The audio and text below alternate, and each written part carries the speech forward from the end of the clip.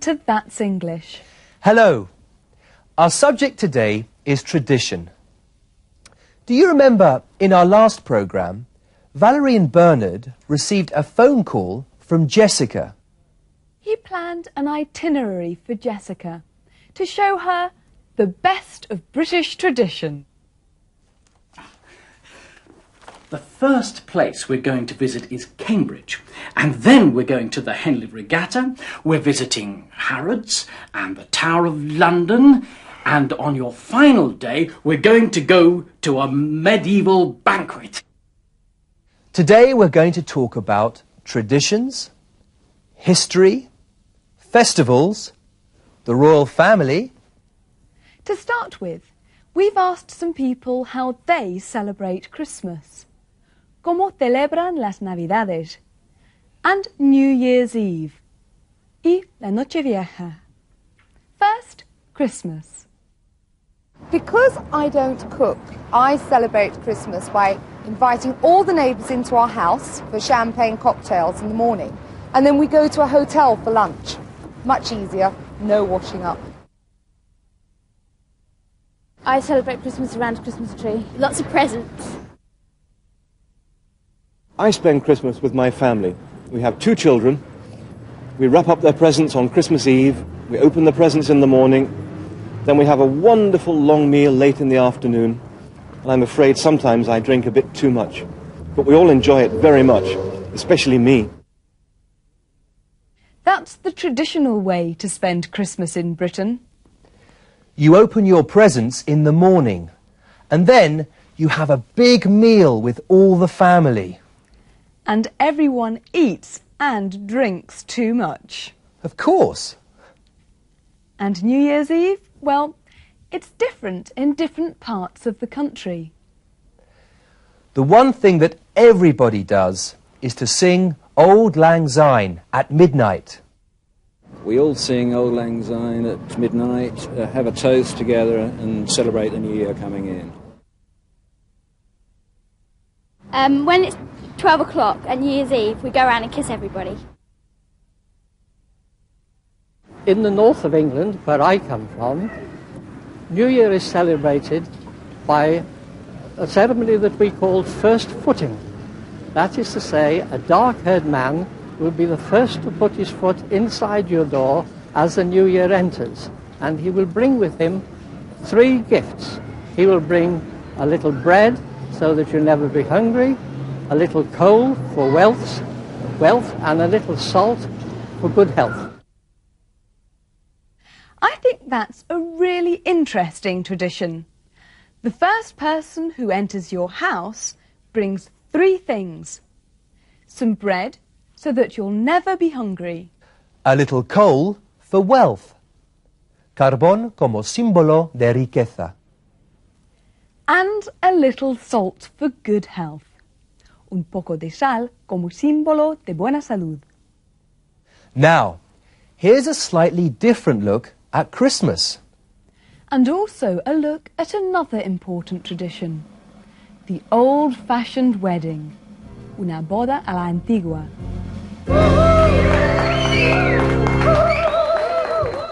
Oh, I love the British traditions, don't you? Yes, I've just come back from a traditional British holiday. Yes, it was very traditional. We went to Spain. We had a traditional British holiday in Spain. Oh, thank you, madam. Yes, traditions.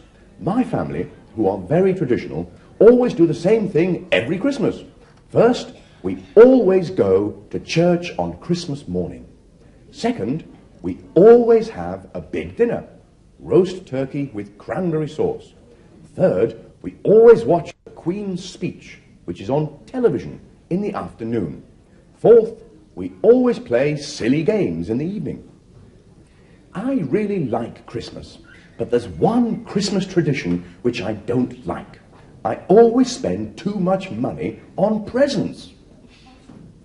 My wife and I had a wedding that was very old-fashioned, very traditional. She looked beautiful, dressed all in white.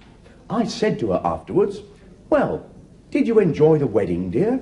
And she said, "Well, yes, on the one hand, I did enjoy it, but on the other hand, I think I'll do it differently next time.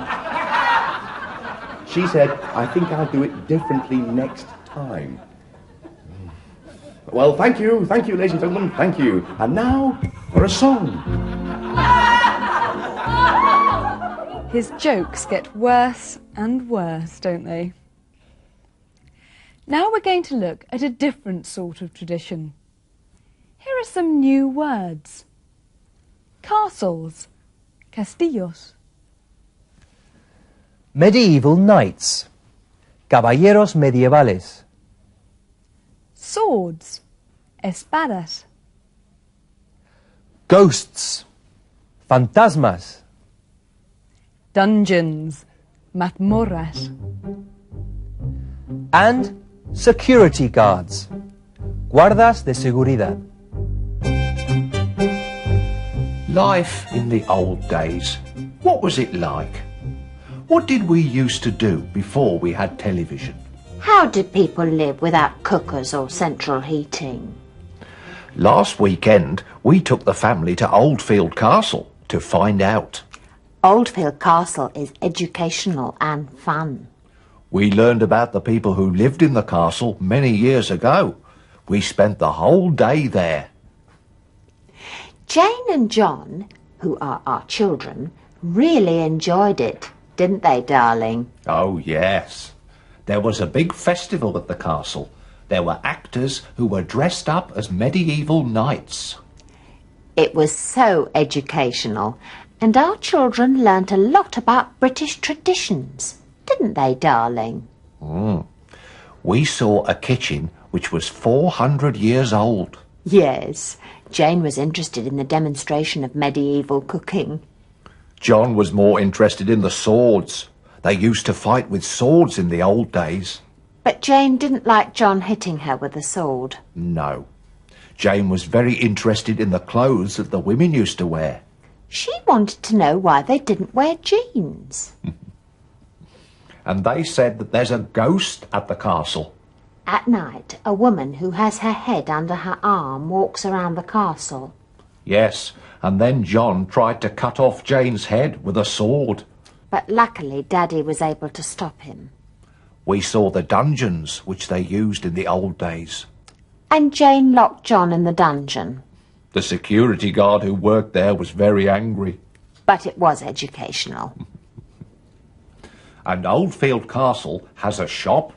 We had to buy the children lots of things in the shop.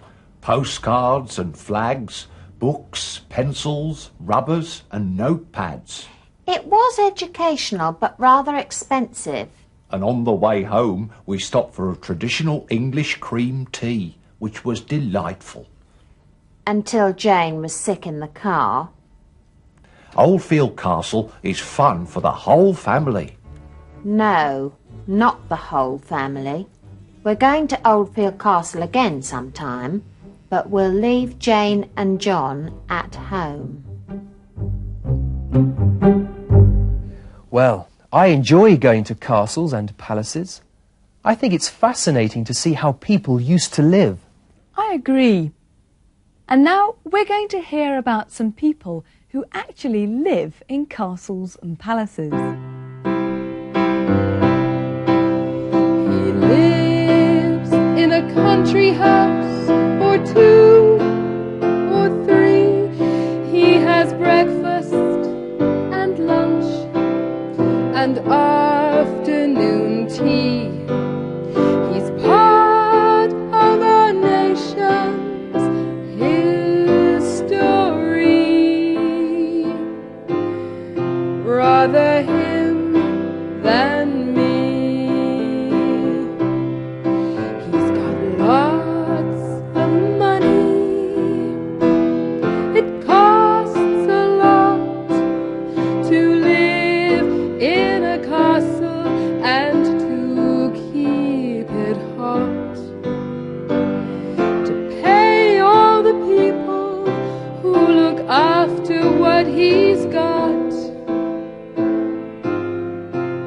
I would rather not.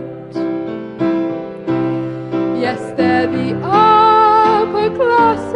the aristocracy, not middle class or working class like you or me. We go round their stately homes to see our history. They're the British upper classes, the aristocracy. They're the British upper classes, the aristocracy.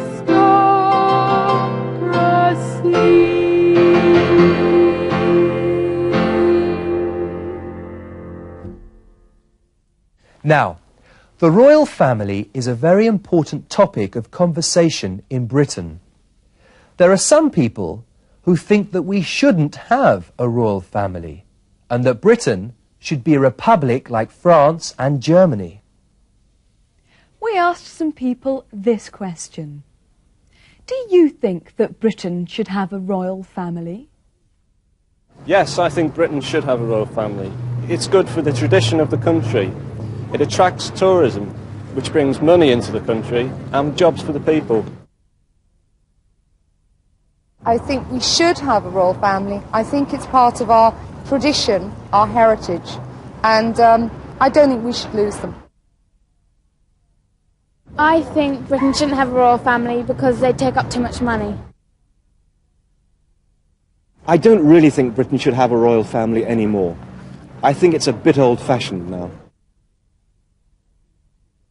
I do think Britain should have a royal family because we've got a lot of history and the royal family is part of that history. So, on the one hand, we shouldn't have a royal family because they cost too much money and they're old-fashioned.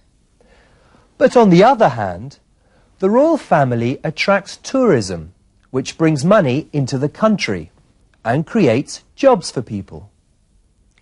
There's no easy answer, is there? Anyway, that's all we have time for today. I hope you've enjoyed the programme. And you'll join us for our next programme too. Bye-bye. Goodbye, see you soon. They're the British upper class.